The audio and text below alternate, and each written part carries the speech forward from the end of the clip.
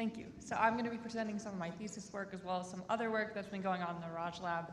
And we in the Raj lab are mostly focusing on the effect of the immune system in Parkinson's disease. At this point, there's some strong evidence suggesting we should be paying attention to the immune system.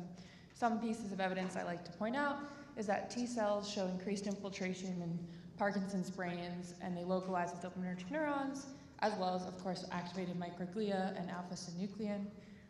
Several bulk transcriptomic studies have found dysregulation in monocytes between idiopathic PD, GBA forms of PD, as well as GBA non-manifesting carriers. And of course, PD-GWAS has identified some loci that are associated with immune function and enriched in immune cell types.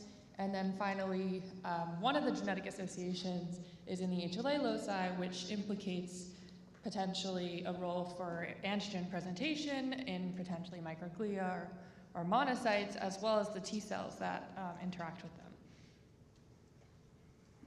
So our goal is to systematically characterize the transcriptome of immune cells in the blood and the TCR diversity of T cells using single-cell RNA sequencing. So we've accumulated a cohort over the last few years, up to 168 donors.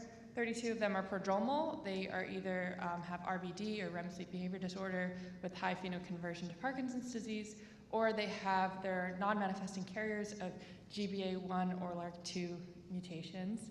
We have control donors who don't have any known mutations that are risk factors for Parkinson's and no neurological conditions, as well as 50 idiopathic PD cases who don't have any known mutations.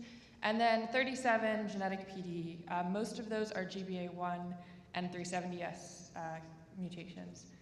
So we get PBMC and Oriole Narcissus, my strong collaborator in the lab, process all these in-house. We do genotyping so we can ensure that our genetic cases are in fact genetic and that no other cases have these mutations that we're not aware of. And we also have our paired single-cell 5' gene expression and single-cell VDJ information, so almost every T cell. We also have the T cell receptor, which lets us think about clonal expansion and potentially antigen reactivity in these donors. And I also do some HLA imputation, but I won't talk about HLA so much today. So here's just a UMAP of the cells that are in our cohort. We have 168 donors, 640,000 cells after rigorous QC. Most of the cells are T cells as expected in the blood, and then second most is monocytes. The first thing we wanted to do is look at cell type composition and how that changes.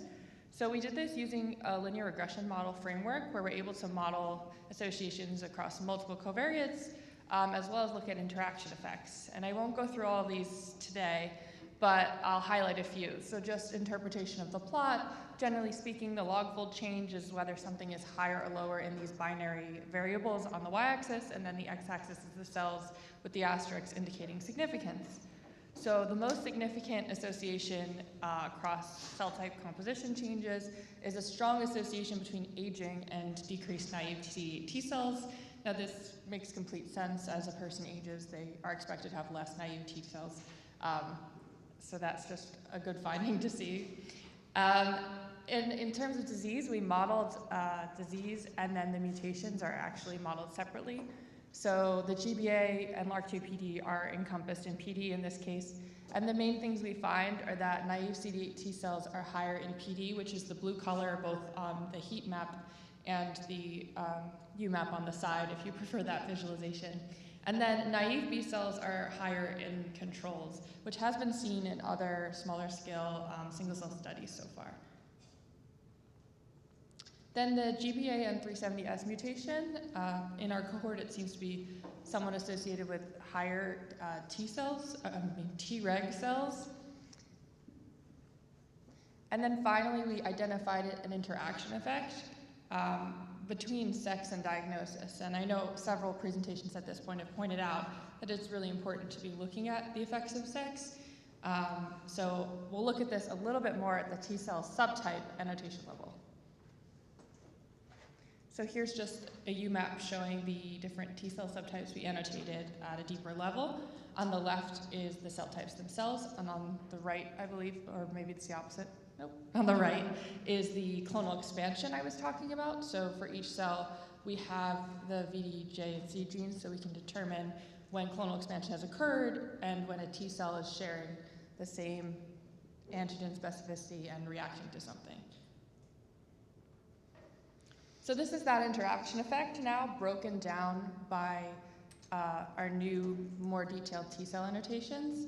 And basically we can see that that interaction effect is for TEMRA cells and CD8 KLF1 cells. So it's still cytotoxic T cell populations, but we have it a bit at a deeper resolution. And so instead of just seeing it's higher in control or PD or just females or just males, you can see that for both of these cell types, they're higher in males when you look at controls, but they're higher in females when you're just looking at PD. So there's some sort of interaction effect happening in the CD8 T cell compartment. And you can also see the fill is, the coloring has to do with clonal expansion. You can see the levels of clonal expansion detected are also lower in those smaller cell counts. And then finally, I wanted to show some of the pathway analysis. So we performed differential expression at a pseudobulk level. I'm focusing just on monocytes in this presentation so I can show some of the functional work, but we have done this across all cell types. So pathway analysis has revealed dysregulated mitochondrial, lysosomal, and immune networks. So just to show the mitochondrial is highlighted there, you can see I'm showing the GBA1 versus control, and then GBA1 versus IPD. And there's a significant effect here for classical monocytes where this mitochondrial oxidative phosphorylation is higher in GBA1 PD versus IPD. And then on the side, I'm showing a box plot, which is from a preprint that we've put out this year, where it was a larger study of bulk monocytes, and they found that the GBA1 PD also has this higher oxidative phosphorylation pathway compared to IPD. And then I also want to point out, of course, we're interested in lysosomal function. So the vesicle trafficking in secretory granules is the pathway that encompasses that here. And you can see that particularly the intermediate monocyte and non-classical monocytes have a trend for intermediate and non-classical is significant, where GBA1 PD has higher enrichment for this pathway.